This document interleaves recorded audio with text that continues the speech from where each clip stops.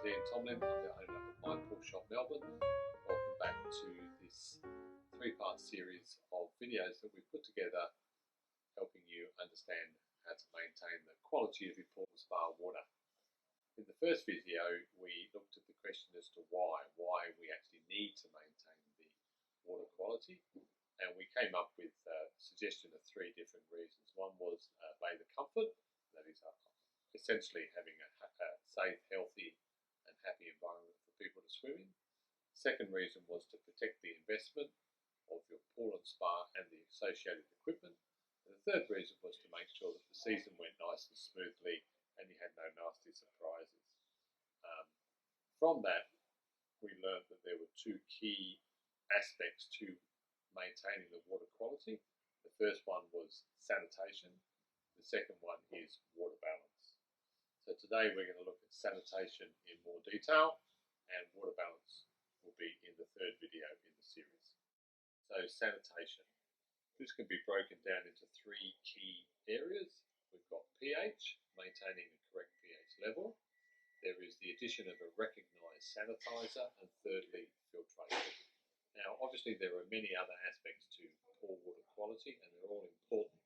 However, I believe that these three things are at the core to maintaining a healthy, happy and safe environment for people to swim in.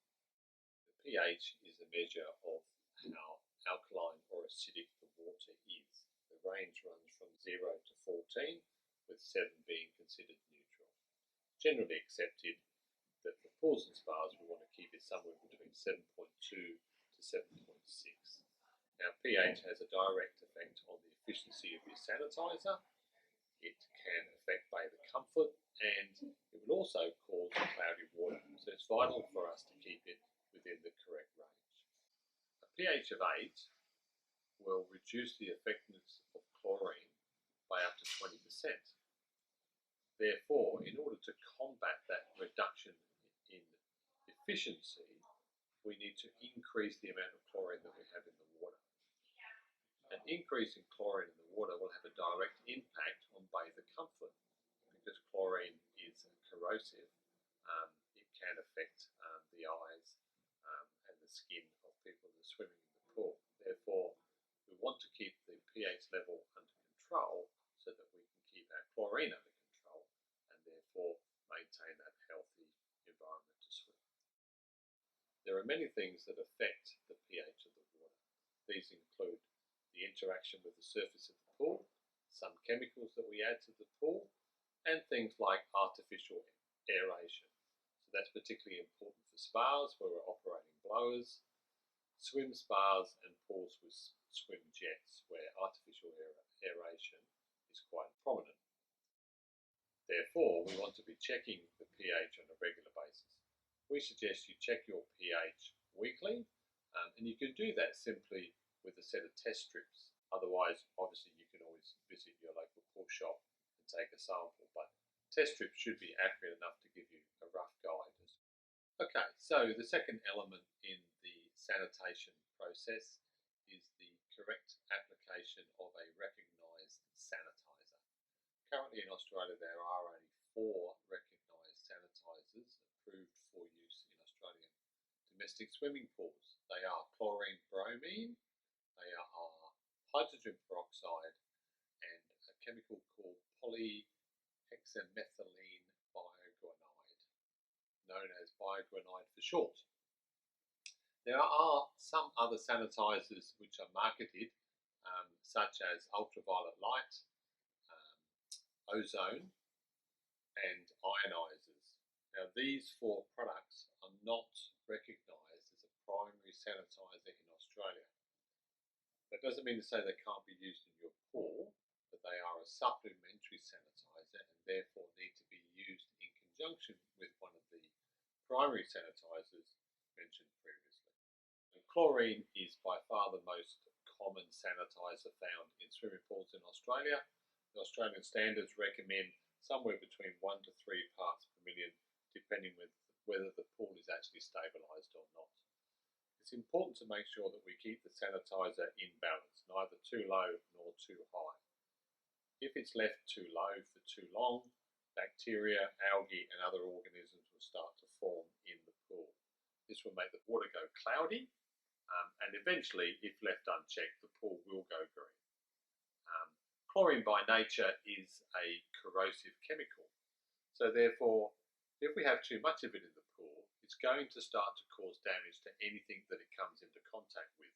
So for example, the surface of the pool, internals of your pool pump, pool blanket if you have one fitted, and it's also a bleaching agent, so it will start to suck the colour out of anything that it comes into contact with, such as those new togs that you just paid a fortune for, or that wonderful new robotic cleaner that you've just purchased and is sitting in the bottom of your pool. So it's very important, as you can see, to keep it within balance so that the pool remains safe and healthy to swim in, and obviously you're not damaging the equipment or the people that swim in the pool.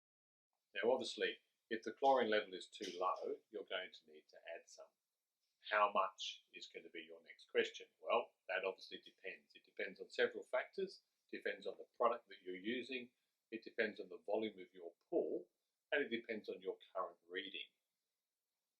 In the absence of going to the pool shop and have them give you advice, the next best thing you can do is refer to the packet instructions of the particular product that you're using.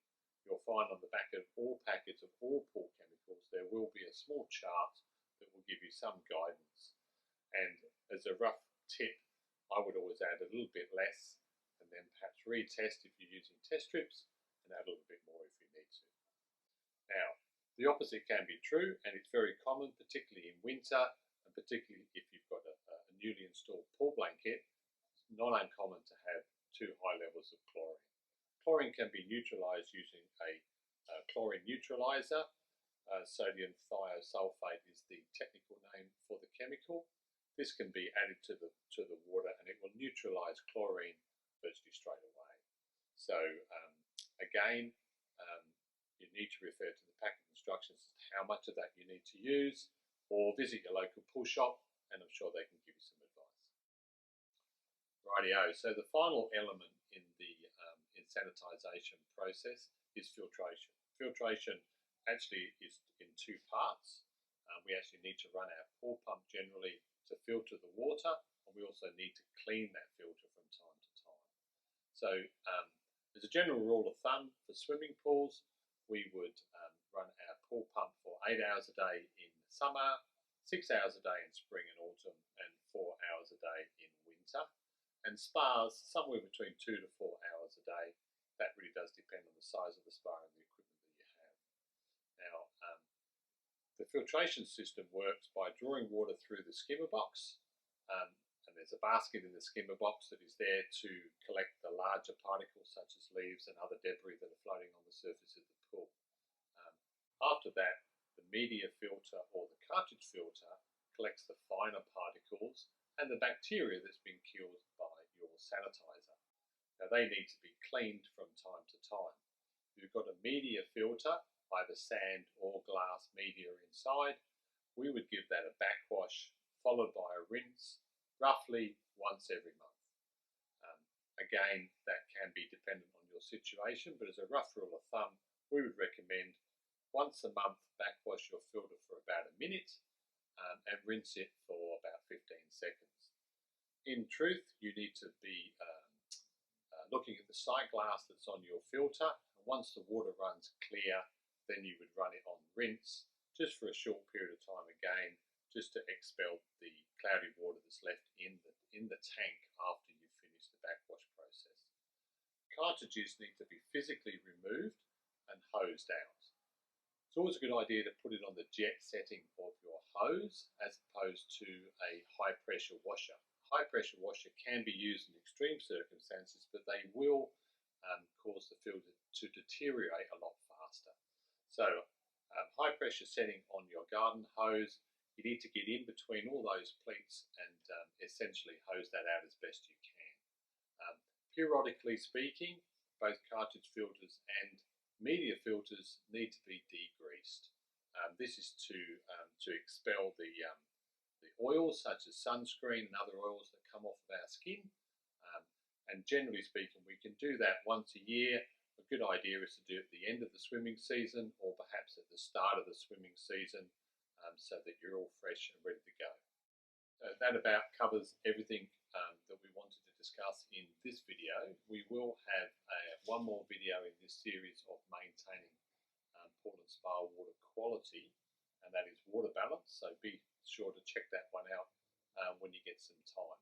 So just to recap, for sanitising your pool, what we're recommending is concentrating on the pH, the sanitizer levels, and filtration. If you get those three things right, you're well on your way to a safe, healthy and clean pool that should give you many months and years worth of enjoyment. As I said, we will also go into more detail about sanitizers, including non-chlorine sanitizers, in a later video.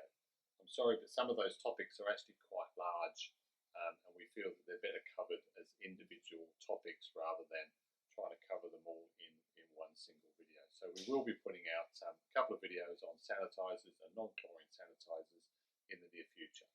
So once again, I've been Ian from My Pool Shop. Thanks for watching. Leave us a comment or subscribe to our YouTube channel, and we look forward to seeing you next time.